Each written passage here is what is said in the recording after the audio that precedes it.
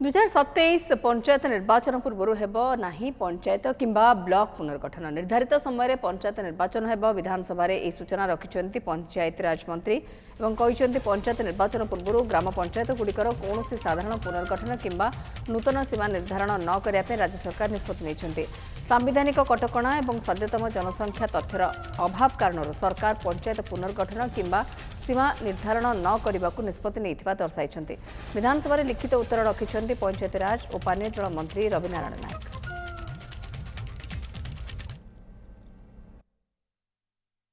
पंचायत पुनर्गठन भितर जो निर्वाचन व्यवस्था जनगणना व्यवस्था अच्छी तार व्यवस्था भितर भी आम विभाग मोर विभाग सहित मु आलोचना करेछि एवं ये जो समय अवधि रही समय अवधि भितर भी आम पंचायत कौटी कौन स्थिति जोटा कहूली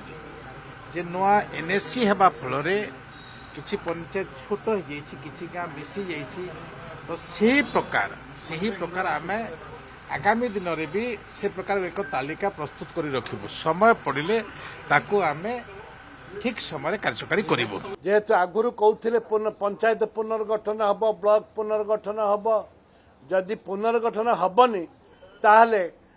मूल्य कौन रही निर्वाचन करने जाऊँच राज्य सरकार पुनर्गठन करने दरकार गोटे गोटे पंचायत रे वर्तमान गला सरकार भी पुनर्गठन हो पारा नहीं ए सरकार भी हम नहीं ता तो विजु जनता दल बीजेपी दल गोटे दल एटा प्रमाणित करुच्ची।